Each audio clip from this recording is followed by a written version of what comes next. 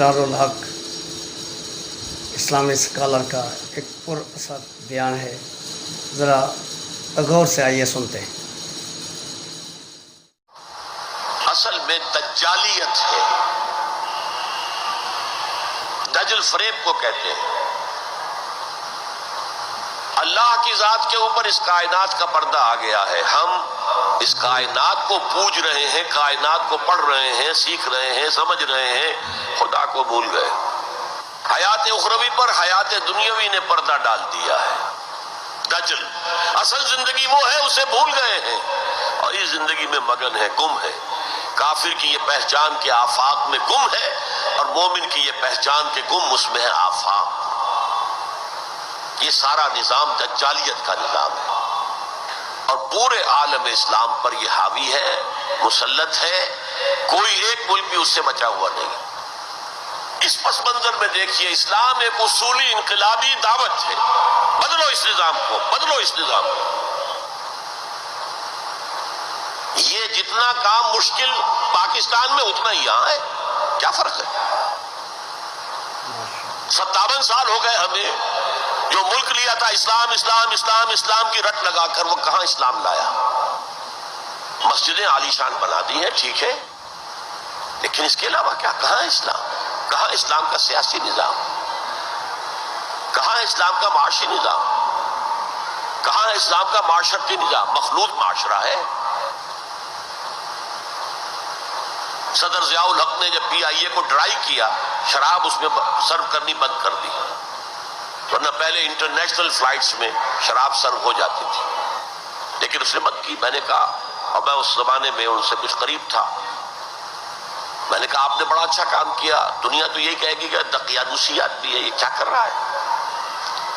لیکن میں نے کہا آپ نے ایک چیز جو حرام ہے وہ تو بند کر دی ہے، دوسری چیز یہ ایئر ہاسٹسز جو جاتی ہیں، یہ کون سی شریعت کی روح سے جائز ہے؟ آپ حج پر نہیں جانے دیتے مسلمان عورت کو محرم کے بغیر، حالانکہ عام طور پر ادھیڑ عمر کی عورتیں، بڑی عمر کی عورتیں جاتی ہیں حج کے لیے، محرم کے بغیر نہیں جائے گی، نہ عمرے پر جائے گی۔ اور یہ جوان لڑکیاں جو جا رہی ہیں، ان میں کے ساتھ کون سا محرم ہوتا ہے؟ چپ، خاموش، کوئی جواب نہیں۔ میں نے کہا کیا کھانے اور ناشتے کی ٹرے جو ہے وہ مرد نہیں رکھ سکتے آگے؟ یہ ہے ہمارا طرز عمل۔ اسلام کی کوئی ایک چیز قبول، سر پر، سر آنکھوں پر، اور دوسری چیز جو ہے پاؤں تلے رون دی جائے، جس کی سزا ہمیں مل رہی ہے، الا خزی فی الحیات الدنیا ویوم القیامت یردون الی اشد العذاب۔ تو اب میں نے عرض کیا، کوئی ملک ہو، اقلیت میں مسلمان ہو، اکثریت میں ہو، کوئی فرق واقع نہیں ہوتا، ہر جگہ پر اسلام کو ایک اصولی انقلابی دعوت کی حیثیت سے پیش کیا جائے۔ نمبر 3، اکثریت اقلیت کا مسئلہ تو اس سے حل ہوتا ہے کہ ہمارے لیے اسوہ کامل ہے محمد رسول اللہ کی ذات مبارکہ۔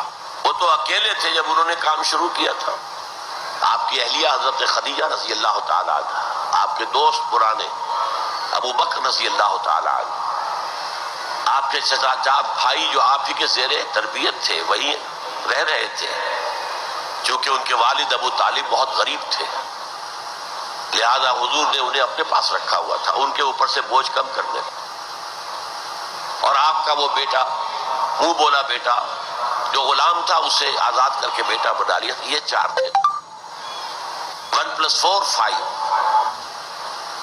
اور 10 سال کی محنت شاقہ، دن رات کی محنت، اور یہ محنت کرنے والا کون؟ محمد صلی اللہ علیہ وسلم، جس کے کردار کے اوپر کہیں کوئی چھینٹ بھی نہیں ہے، داغ دبا تو بڑی بات ہوتی ہے۔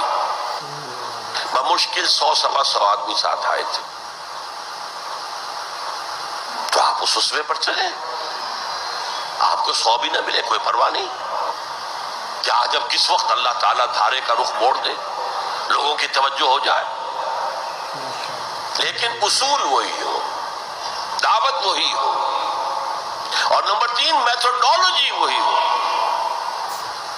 Don't borrow the methodologies from the movements of this era. جمہوریت کے ذریعے سے کچھ ہو جائے اور کوئی دہشت گردی کے ذریعے سے کہیں اسلام آ جائے، these are not the methodologies of Muhammad sallallahu alaihi wasallam۔